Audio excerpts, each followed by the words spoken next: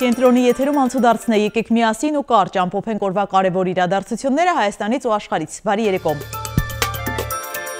Հայաստան խմբակցությունը կտրամադրի 28 պատգամավորների ստորագրություն Նիկոլ Փաշինյանի իմպիչմենթի գործընթացը սկսելու համար, եթե նախաձեռնողները ապահովեն պակասող 8 պատգամավորի ստորագրությունն ու հրապարակավ հայտարարեն հաջողության հասնելու համար անհրաժեշտ ժողովրդական զանգված ապահովելու իրենց կարողության ու նաև պատասխանատվության մասին։ Միաժամանակ խմբակցությունը անընդունելի է համարել իրենց թիրախավորելու եւ շանտաժի լեզվով խոսելու փորձերը, որոնք կասկած են հարուցում, որ նախաձեռնությունն ուղղված է Նիկոլ Փաշինյանի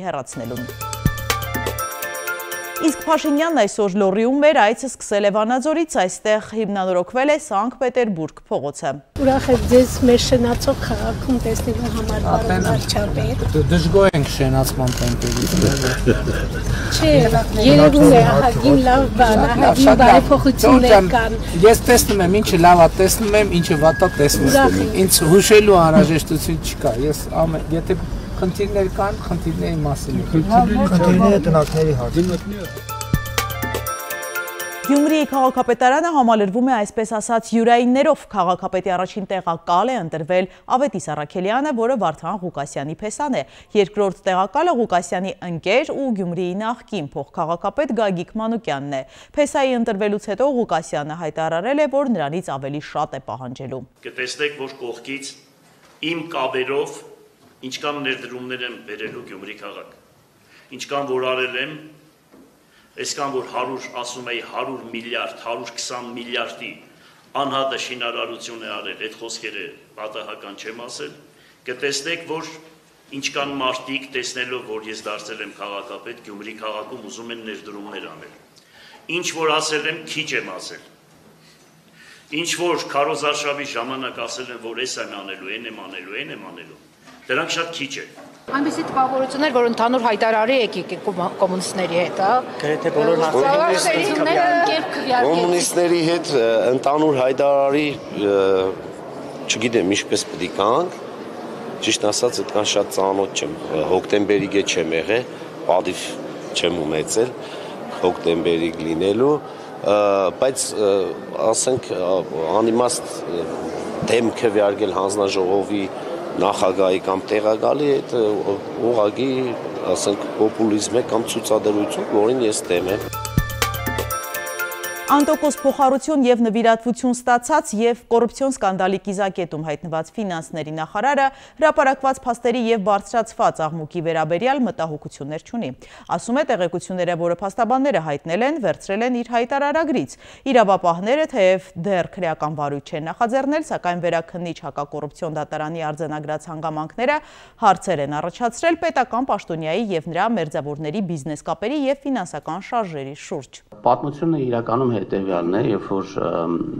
20 թվականին պատերազմից հետո մի խումբ ընկերներով որոշեցինք, որ մենք այսպիսի մի տեխնոլոգիական պարկ ենք ուզում հիմնադրել, որը կմեծացներ Հայաստանի այսպես զինվածությունը տարբեր բարձր տեխնոլոգիական մշակումներ անելու ուղղությամբ որոշեցինք այսպիսի բան հիմնադրել եւ իմ ընկերներից մեկը որպես իր մասնակցություն այդ գործընթացում պարտքով այդ գումարը, այսինքն այդ գումարը ներդրեց այս գործի մեջ, որը ձևակերպեց որպես պարտք եւ որոշվեց, որ ես պետք է լինեմ, ես պետք է ղեկավարեմ այդ ընկերությունը եւ այս ամբողջ պատմությունը, հետո իհարկե 21 թվականի օգոստոսին, երբ որ կառավարությունը որոշեց, որ ես պետք է ստանձնեմ ֆինանսների փոխնախարարի պաշտոնը, ես ստանձնեցի այդ պաշտոնը, երբ որ արդեն պարզ էր, որ ես այլևս այդ գործունեությամբ չեմ կարող զբաղվել, ուղղակի այդ պարտքը եւ այդ ընկերությունը ես փոխանցեցի երրորդ անձի։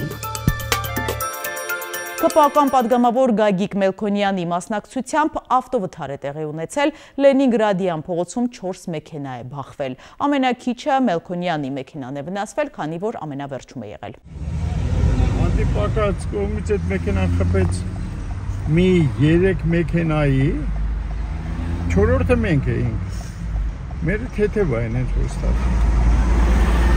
Էս է հիմնականում։ Որևէ վնասվածք չունեք, նաև որպես ականատես, հա, այդտեղից ինչ որ վիրավորներ եղան կամ Հա, այդ առաջի մեքենայում կար վիրավոր, տեղափոխեցին Հիվանդան։ Իսկ ձեր ծառայողական ավտոմեքենաներ։ Չէ, մեր սեփական մեքենա։ Շնորհակալություն։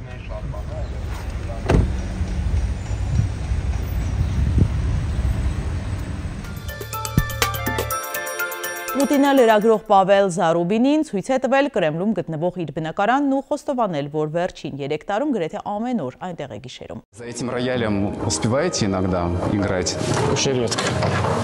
Библиотека, где спальня. Домашняя церквушка.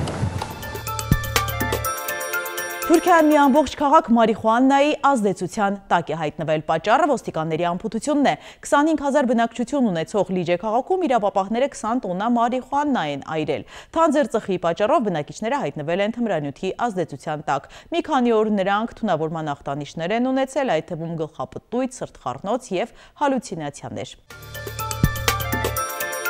Առաջարկում եմ միասին թերթել մամուլի էջերը։ Հրապարակը գրում է Հայաստան դաշինքի խորհրդարանական խմբակցությունը նախորդային դաշինքի առաջնորդ Ռոբերտ Քոչարյանի գլխավորությամբ նիստ է արել դաշինքի կենտրոնական գրասենյակում։ Ուշագրավ է, որ մի քանի ժամանոց նիստից հետո հաղորդագրություն չեն տարածել։ Խմբակցությունից վստահեցրին, որ ընդամենը ընթացիկ հավաք է եղել եւ երկրորդ նախագահը պարբերաբար ներկա է գտնվում ֆրակցիայի նիստերին։ Նախորդի հավաքին էլ խորհրդարանական հերթական նիստերից առաջ քննարկել են խմբակցության մարտավարությունը անելիքները։ Մեզ ասացին, որ խմբակցությունը որոշել է ավելի ռադիկալ դիրքավորվել։ Իսկ ինչպես է արձագանքելու ձեզ ուղղված իմպիչմենտ նախաձեռնելու առաջարկին։ Մեր հարցին այսպես արձագանքեցին։ Այնպես, ինչպես հրապարակային ենք հայտարարել, իսկ վերջին օրերին հատկապես տարածում է գտել դաշինքի падգամավոր Արթուր Խաչատրյանի պատասխանը։ Եթե նախաձեռնողները ներկայացնեն մի 10-ից 15 ԿՊԱ-ական ստորագրություն կամ կարողանան փողոցում մի քանի տասնյակ հազար մարդ գեներացնել, այդ դեպքում կարելի է խոսել դրա մասին։ Նույն աղբյուրը գրում է իմպիչմենտի գործընթաց սկսելու գլխավոր խոչընդոտը 2020 թվականից սկսած եղել եւ մնում է վարչապետի թեկնածուի հարցը։ Այժմ իմպիչմենտի դիմումը, որն ուղարկվել է ԱԺ բոլոր падգամավորներին եւ որի մեջ բացակայում է վարչապետի թեկնածուի անունը, նորից այս հարցն է բերել առաջին պլան։ Ընդդիմադիր դաշտի դե ֆակտո ղեկավարներին Ռոբերտ Քոչարյանին եւ Սերժ Սարգսյանին կարծում են, որ սխալ է վարչապետի թեկնածու հռչակելը, որովհետեւ նրանց հակառեյտինգը շատ բարձր է եւ գործընթացը հենց այդ պատճառով կարող է ձախողվել։ Որևէ այլ անունի շուրջ էլ չեն կարողանում ընդհանուր հայտարարի գալ։ Պատիվ ունեմ խմբակցությունն ասել է, որ վարչապետի թեկնածու չունի, բայց պատրաստ է քննարկել ցանկացած թեկնածություն։ Հայաստան դաշինքը, որին հատկապես ուղղված է այդ դիմումը եւ որը կարող է սկսել գործընթացը, կարծում է, որ այս ակցիան հատուկ է նախաձեռնել Ռոբերտ Քոչարյանին ասպարեզից հեռացնելու, չեզոքացնելու եւ իրենց դեմ աշխատելու համար։ Մենք տեղեկացանք, որ իմպիչմենտի գործընթացի նախաձեռնողներից եւ ակտիվ քարոզողներից մեկը Էդգար Ղազարյանը Հայաստան խմբակցությանն առաջարկել է քննարկել մի շարք անուններ, մասնավորապես դաշինքի падգամավոր նախկին փոխվարչապետ Արմեն Գևորգյանի անունը, որը աշխատել է Ռոբերտ Քոչարյանի հետ եւ Սերժ Սարգսյանի եւ անգամ որոշ ԿՊԱ-ականների համար կարող է ընդունելի թեկնածու լինել։ Նրան պատասխանել են, որ Արմեն Գևորգյանը չի ուզում, բայց առաջարկողները վստահ են, որ դա կախված է մեկ անձի ցանկությունից։ Եթե Քոչարյանը որոշի, Գևորգյանը կուզի, թիմն էլ տեղից կշարժվի եւ գործընթացը կսկսվի։ Հրապարակը գրում է ԱՄՆ-ում Հայաստանի դեսպան Լիլիթ Մակունցի վերադարձին հաշված ամիսներ են մնացել։ ԿՊԱ-ական շրջանակներից տեղեկացանք, որ ԱՄՆ-ում Հայաստանի դեսպանի պաշտոնի հիմնական հավակնորդները երկուսն են՝ ԱԺ պատգամավոր Արսեն Թորոսյանը եւ Աշխատանքի ու սոցիալական հարցերի նախարար Նարեկ Մկրտչյանը։ Արսեն Թորոսյանը, ինչպես շատերն են նկատել, վերջին շրջանում հաճախ է ուղեկցում Նիկոլ Փաշինյանի արտերկրի այցերի ժամանակ եւ ուղղակի կաշվից դուրս է գալիս նիկոլական թեզերն առաջ տանելու համար, ելույթներ է ունենում, ստատուսներ է գրում, շշպռելով քաղաքական հակառակորդներին օրերս էլ պատրեց Փաշինյանի իմպիչմենտի ենթարկելու մասին իրեն ուղղված դիմումը ոտնահարելով դիմումների եւ բողոքների քննության մասին օրենքը։ Իսկ Նարեկ Մկրտչյանը, որը նաեւ ԿՊԱ արտաքին կապերի պատասխանատուն է, վերջին տարիներին բազմիցս ԱՄՆ է մեկներ տարբեր ֆորումների է մասնակցել, Թրամփի երթմնակալությանն է մասնակցել եւ անգամ Մարկո Ռուբիոյի հետ լուսանկար ունի։ Մեր աղբյուրն ասում են, որ իրենք առավել հավանական են համարում Մկրտչյանի նշանակումը, չնայած հանուն արդարության պետք է նրան նախարարի պաշտոնից էլ ազատած լինեին, քանի որ լինելով փարաքարցի եւ գործի պատասխանատուն տապալեցին փարաքարի ընտրությունները, չկարողանալով ԿՊ-ին բավարար ձայներ բերել։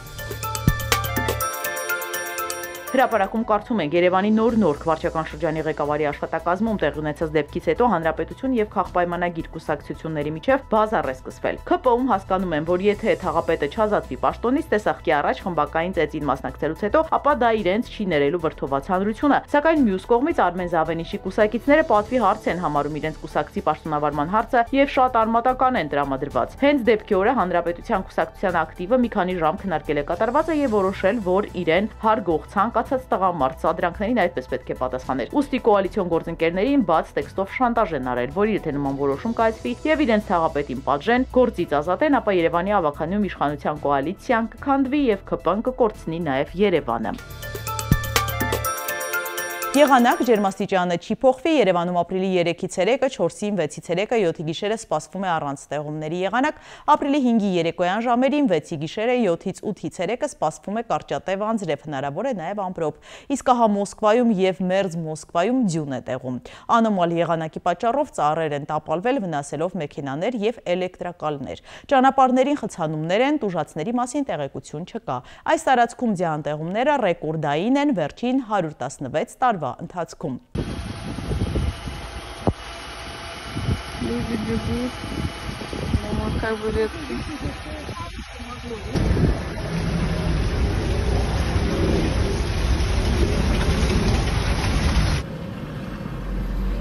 Клинская, Петрозаводская. Последствия урагана, снегопада в Москве. Уже несколько деревьев видел таких.